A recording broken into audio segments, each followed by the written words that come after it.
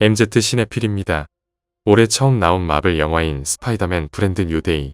저는 예고편이 공개되었을 당시 이 영화에 대해 전혀 기대하지 않았습니다. 왜냐하면 멀티버스 사가에 들어가면서 마블 영화들 대부분이 형편없었기 때문이죠. 거기다 이번 스파이더맨 감독의 전작이 샹치의 감독인 걸 보고 이번 영화도 그저 그럴 거라 생각했죠. 그래서 안 보고 그냥 넘어갈 생각이었지만 개봉 이후 모든 영화 유튜버는 물론 주변 사람들도 이거 아주 명작이다, 훌륭하다라며 입에 침이 마르도록 칭찬을 하였습니다. 그래서 봐야겠다는 생각이 들어서 봤습니다. 그리고 그 결과는 매우 만족스러웠습니다. 저는 자리에 앉은 채 쿠키 영상을 보기 위해 엔딩 크레딧이 끝나기를 기다리면서 이번 영화의 성공 요인에 대해 생각해 보았습니다. 맨 처음 든 생각은 저번 노웨이 홈과 마찬가지로 스파이더맨의 매력을 잘 살려서 난 것입니다. 뉴욕의 인기인이자 친절한 이웃 스파이더맨, 노웨이 홈이 이런 스파이더맨의 시작을 보여주었다면 이번 작에서는 오프닝에서부터 4년간 친절한 이웃이자 뉴욕의 명물이 되어가는 그를 잘 보여줍니다. 그리고 본격적으로 영화가 시작되면서 그가 뉴욕 시민들에게 얼마나 사랑받는지를 잘 보여주죠. 반면 자연인 피터 파커로서는 짠내나는 삶을 사는데 이 역시 스파이더맨의 인기 요인 중 하나죠. 하지만 엔딩 크레딧이 중간 즈음에 다다르자 이런 격언들이 생각났습니다. 저는 이번 영화가 성공할 수 있었던 요인 중 하나는 새로 나온 신 캐릭터 때문이라 생각합니다. 여기서부터는 스포일러가 있으니 주의하시기 바랍니다. 이번 스파이더맨 영화에서는 엑스맨 시리즈의 히로인이자 다크 피닉스인 진 그레이가 등장합니다. 그녀가 누구인지 모르실 분들이 많을 테니 소개하자면 진 그레이는 엑스맨의 여성 멤버 중 하나로서 텔레파시와 염동력이 특기입니다. 하지만 그녀의 진면목은 따로 있는데 그건 바로 피닉스 포스의 현신이란 겁니다. 이 피닉스 포스에 대해 길게 말하면 그걸로 영상 하나가 나올 분량이니 간단히 말하겠습니다. 피닉스 포스는 탄생과 멸망의 주권자로서 최초의 우주 그 자체입니다. 이 존재의 역할은 우주의 쓸모없는 부분들을 소멸시키는 것입니다. 이렇게 보면 악의 축 같지만 이 존재는 아직 태어나지 않은 모든 미래의 생명체를 담당하기도 하여서 정말로 죽는다면 그 즉시 마블은 멀티버스를 포함해 모든 게 사라집니다. 어떤가요? 설정만 들어도 정신이 아득해지죠. 이와 비교하면 타노스는 길가의 돌멩이 정도에 지나지 않죠. 이런 대단한 존재이기에 마블에서는 보통 숙주를 통해 나타나며 수많은 숙주들 가운데 가장 유명한 게 바로 진 그레이입니다. 이래도 모르시겠다면 그냥 내 안에 흑염룡처럼 강해지는 대신 사악하게 만드는 힘 정도로 이해하시면 됩니다. 이러한 피닉스 포스와 진 그레이에 대하여 다룬 엑스맨 다크 피닉스 사가는 코믹스 역사상 손에 꼽히는 명작 중 하나로 평가받으며 진 그레이와 피닉스 포스는 때려야 뗄 수 없는 관계입니다. 하지만 어찌된 영문인지 피닉스 포스에 대하여 영화로 2번이나 나왔지만 모두 좋은 평가를 받지 못하였죠. 특히 엑스맨 다크 피닉스는 감독이 미안하다고 사과할 정도로 처참하기 그지없는 슈퍼히어로 영화의 바닥 중 하나입니다. 어쨌든 피닉스 포스는 엄청난 존재이며 그 숙주로 선택받은 진 그레이 역시 굉장히 강력한 뮤턴트입니다. 하지만 영화가 개봉하기까지 그녀는 예고편은 물론 어떠한 공식 자료에도 노출되지 않았습니다. 마블 팬들이야 이번 진 그레이 배우인 세이디 싱크의 머리가 붉은 데다 이후 영화에서 엑스맨 멤버들이 나온다는 걸 알기에 그녀가 진 그레이라고 추측했지만 뚜껑을 열기까지는 모를 일이었죠. 그리고 영화가 개봉하자 어째서 마블이 그렇게 그녀를 숨겼는지 그 이유를 알 수 있었습니다. 그녀는 마블이 준비한 히든카드이기 때문입니다. 이번 영화의 진 그레이를 한번 보시죠. 어떠신가요? 예쁘죠? 이번에 진 그레이 역을 맡은 세이디 싱크는 넷플릭스의 초히트작 미드인 기묘한 이야기에서 맥스 메이필드 역으로 인해 차세대 스타로 주목받던 배우입니다. 이 드라마 외에 미이라의 주연 배우인 브랜던 프레이저에게 아카데미 나무주연상을 안겨준 더 웨일에서도 훌륭한 연기를 보여주며 큰 인상을 남겼습니다. 이러한 그녀에게는 특징이 하나 있는데 잘할수록 아름다워졌다는 겁니다. 기묘한 이야기를 쭉 보신 분들이라면 아시겠지만 청소년 시절부터 그대로 아름답게 자라왔죠. 그만큼 자기 관리를 잘한 데다 타고난 미녀란 것이죠. 이 사진을 보시면 아시겠지만 고전적인 의미의 미녀 그 자체죠. 배우가 예쁜 건 당연하다 하실지 모르지만 마블과 디즈니 실사 영화들은 지난 몇 년간 정치적 올바름이란 명목하에 사전적인 의미의 미녀들을 캐스팅하지 않았습니다. 그 대표 중 한 명이 바로 젠데이아가 연기한 미셸 존스 왓슨인데 원작에서 그녀는 적발의 백인 미녀이며 이름은 메리 제인 왓슨입니다. 그녀는 스파이더맨의 히로인이자 그에게 남은 몇 안 되는 행복을 뜻하는 굉장히 상징적인 여자입니다. 하지만 영화에서는 그녀를 흑인으로 바꾼 데다 이름까지 개명해버렸습니다. 거기다 성격도 아는 척하는 입진보 쿨진이죠. 그리고 쿨진답게 툭하면 분위기를 갑분싸로 만드는 등등 비호감스러운 요소들 투성이입니다. 거기다 배우 특유의 젖진 그림 표정으로 인해 마블 시네마틱 유니버스의 스파이더맨 시리즈는 좋아해도 이 캐릭터는 싫어하는 사람들이 굉장히 많았습니다. 하지만 정치적 올바름의 비호 아래 그녀는 스파이더맨의 히로인으로서 그 자리를 지켜왔죠. 하지만 이러한 디즈니도 점점 기조가 바뀌어가기 시작했습니다. 마블 외에 정치적 올바름을 앞세워 만든 흑인 인어공주와 남미계 백설공주가 흥행과 평가 모두 나락을 가버리자 CEO로 복귀한 바 바이건은 과거 PC를 지지하던 건 흑역사 취급하며 이제부터는 메시지가 아니라 사람들을 즐겁게 해주는 일에 집중하겠다고 하였습니다. 하지만 아카데미 시상식 측에서는 앞으로 작품상 후보에 오르기 위해서는 주연 배우나 조연들은 물론 스태프들 중에서도 유색인종이나 소수민족이 참여해야 된다는 규정을 만들어서 정치적 올바름을 더욱더 강요하고 있습니다. 일각에서는 이 규정 때문에 크리스토퍼 놀란이 오디세이에서 그리스 신화 최고의 미녀이자 백인인 게 확실한 헬레네를 흑인으로 캐스팅한 거 아니냐는 아주 가능성 높은 추측들이 나왔죠. 이런 판국에 등장한 진 그레이는 PC에 찌든 현재 할리우드 대중영화의 벼락처럼 쏟아진 축복입니다. 그녀에 대한 열광적인 지지는 외모지상주의고 정치적 올바름이고 간의 사람들은 스크린에서만큼은 아름다운 존재를 보고 싶어 한다는 열망을 다시 한번 증명한 겁니다. 이러면 누군가는 이럴 겁니다. 캡틴 마블을 연기한 브리 라슨도 금발미녀인데 왜 진 그레이만 열풍이냐고. 지금부터 피할 수 없는 진실을 하나 말하겠습니다. 슈퍼히어로는 태생부터 철저히 남자들을 위한 장르입니다. 그렇기에 이 장르에 나오는 히어로들의 여자친구 혹은 여성 슈퍼히어로들, 이나 여성 빌런들은 대부분이 남성의 니즈에 맞추어져 있습니다. 그리고 그녀들은 모두 여러 가지 방법으로 자신의 매력을 어필하죠. 이런 슈퍼히어로 장르에서 페미니즘에 대해 다루었으니 브리 라슨의 캡틴 마블이 그토록 욕을 먹은 겁니다. 여기서 잠시 남자들이 좋아하는 여성에 대해 알아보겠습니다. 우선 남성향 작품에 나오는 비중 있는 여성들 대부분은 아름답습니다. 가끔 일부러 못생긴 여자가 나오기도 하지만 이는 보통 개그를 위해서죠. 어쨌든 미모에 대한 건 디폴트나 마찬가지죠. 그렇기에 남자들은 역해의 외모에 더해 성격을 보고 좋아하죠. 남자들이 좋아하는 여성 타입들은 크게 세 가지로 나뉠 수 있는데 첫 번째는 청순한 소녀입니다. 이런 유형은 순정 만화나 로판에서도 자주 나오는데 이런 유형의 역해들은 세상의 때라고는 조금도 묻지 않은 소녀들로 묘사되는 게 대부분이죠. 그 천사 같은 마음씨와 순수한 매력으로 인해 사회생활로 지친 남성들의 멘탈을 회복시켜주는 게 특징입니다. 그리고 두 번째는 섹시한 성인 여성 스타일, 육감적인 몸매와 섹시한 외모 등 성적 매력을 적극적으로 어필하며 보통 나올 때마다 눈을 즐겁게 해줍니다. 성격은 대체적으로 호탕하고 직선적이지만 가끔 굉장히 영악하거나 자신의 매력을 이용해 음모를 꾸미는 판무파탈 타입도 있는 등 다양한 매력을 가지고 있죠. 그리고 세 번째는 차도녀 타입으로서 진 그레이가 여기에 해당합니다. 두 번째 타입이 육체적인 면에서 첫 번째와 반대라면 이 유형은 성격적인 측면에서 반대입니다. 보통 첫 번째 유형은 주변 인물들은 물론 전 인류를 사랑하는 성녀 같은 박애주의자들도 있습니다. 그래서 주변에 사람이 많은 인싸들이 대부분이죠. 반면 세 번째는 차도남의 여성 버전입니다. 이들은 보통 세상에 대해 냉소적이며 주변과 잘 어울리지 못하는 아싸들이 대부분입니다. 가끔 주변에 사람이 많은 캐릭터도 있지만 굉장히 피상적이거나 상하관계인 경우가 대부분이죠. 하지만 어떤 면에서는 남자들을 가장 불타게 만드는 타입인데 대부분의 이성에게 적대적이지만 극소수의 마음을 연 상대에게는 굉장히 호의적입니다. 이런 캐릭터들은 겉으로는 세고 고독을 즐기는 것처럼 보이지만 내면은 누구보다도 연약하며 이런 면이 남성들의 독점욕을 자극하게 되죠. 잘 모르시겠다면 생각해보세요. 누구나 인정하지만 타인과의 관계를 거부하는 미녀가 오직 자신에게만은 그 엽을 허락하는 것을 두근거리지 않나요?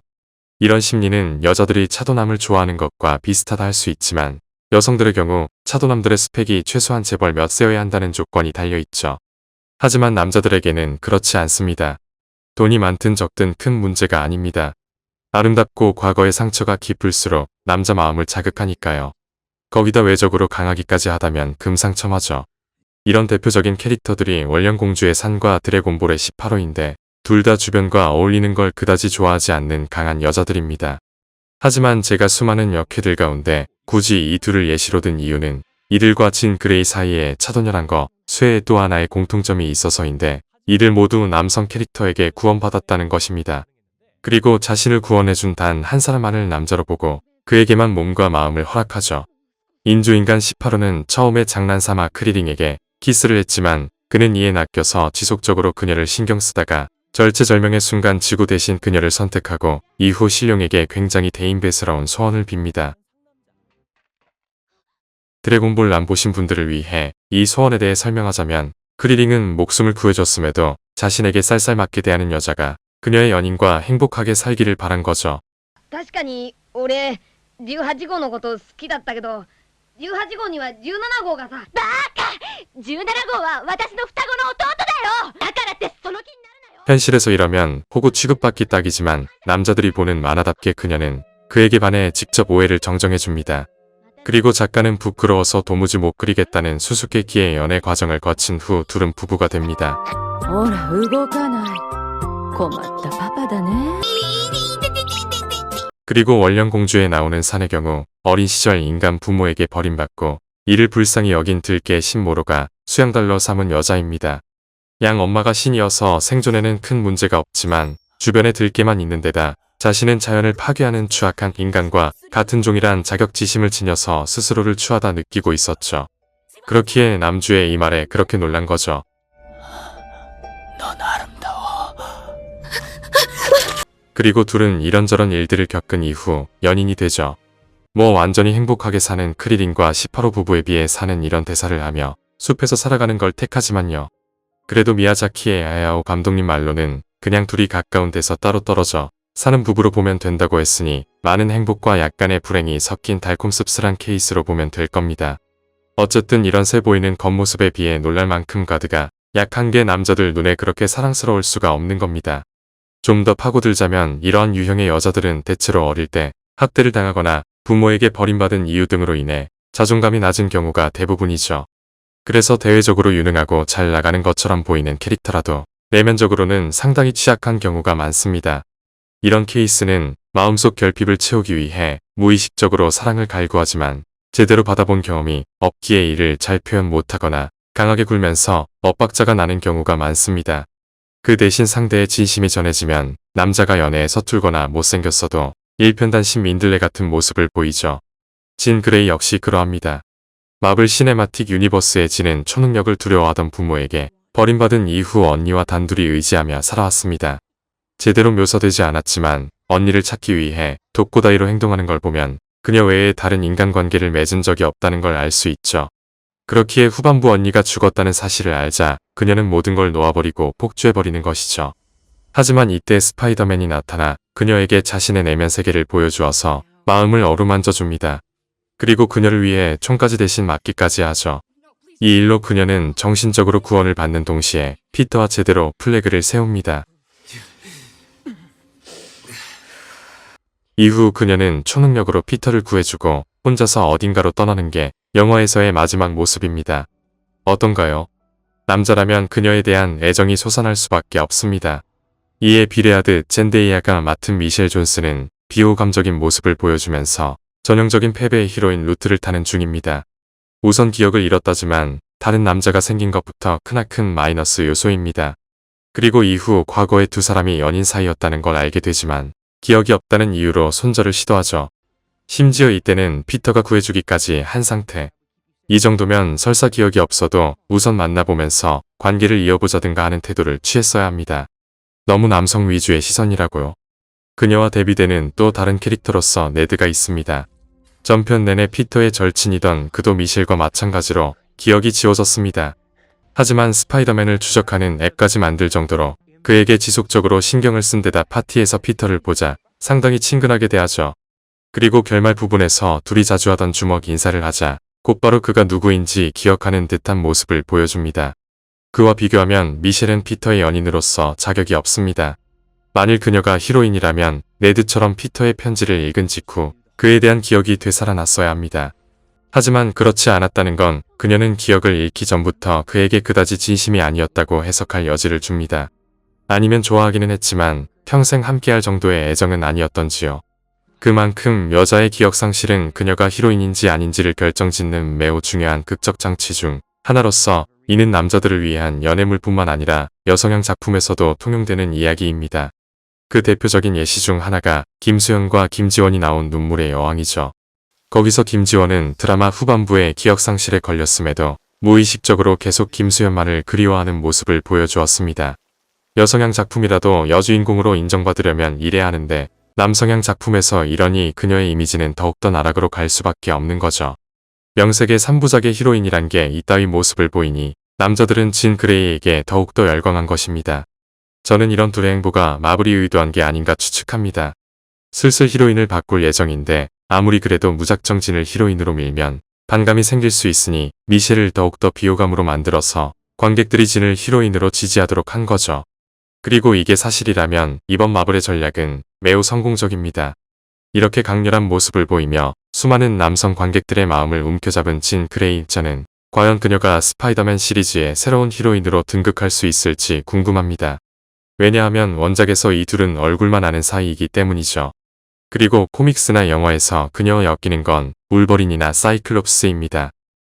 거기다 사이클롭스는 진 그레이의 복제인 매들린 프라이어, 빌런이었다가 히어로로 전향한 에마 프로스트와도 연관이 있는 등 여러가지로 복잡합니다. 실제로 2028년에 나올 예정인 새로운 엑스맨 영화에서는 진 그레이와 더불어 사이클롭스, 에마 프로스트가 나오는 게 확정되었는데 에마 역은 사마라 위빈이란 배우로서 보면 알 수 있듯 마고 로비와 매우 닮은 미녀입니다. 그리고 사이클롭스 역을 맡은 킷 코너 역시 미남이죠. 이 세 사람의 관계성이나 배우들의 비주얼을 생각하면 코믹스에 나왔던 이들의 수라장을 재현할 가능성이 매우 큽니다. 그렇다면 이 복잡한 치정 싸움 안에 피터 파커까지 참전할까요? 그건 알 수 없습니다. 아시다시피 스파이더맨은 소니와 판권 문제가 얽혀 있어서 영화에 출연시키고 싶다고 쉽게 출연시키기 힘든 캐릭터입니다. 쿠키 영상에서는 스파이더맨이 우주로 가는 게 암시되는데 이게 진 그레이가 나올 예정인 시크릿 버즈와 연관되어 있는지는 알 수 없습니다. 아직까지 피터가 시크릿 버즈에 출연한다는 소식은 없으니까요. 참고로 현재 스파이더맨 영상화에 대한 근황을 말하자면 톰 홀랜드는 이번 브랜드 뉴데이 이후 스파이더맨 시리즈의 6편까지 출연하기로 계약했습니다. 과연 그가 시크릿 버즈에 나오지 않는다면 이 두 편 안의 둘의 관계가 더 깊어져서 이후 엑스맨 시리즈의 수라장에 참여하게 될지 아니면 브랜드 뉴데이의 플래그는 없는 것 취급할지는 모르겠습니다. 저로서는 피터와 진의 커플링을 지지하지만 미국에선 진 그레이와 사이클롭스 사이의 수라장 전개가 메이저인데다 스파이더맨의 영상화 권리 문제까지 겹쳐서 속단할 수 없습니다. 거기다 앞서 말했듯이 그녀에겐 피닉스 포스란 흑화 플래그가 남아 있습니다. 원작 코믹스에선 피닉스 포스로 인하여 그녀의 의지와 관계없이 외계 행성을 박살 내버리는 대형 사고를 쳐버리고 그 죄책감과 더불어 너무도 강한 힘을 통제할 수 없다는 두려움으로 자살을 합니다. 이는 엑스맨 최후의 전쟁에서도 비슷하게 재현되죠.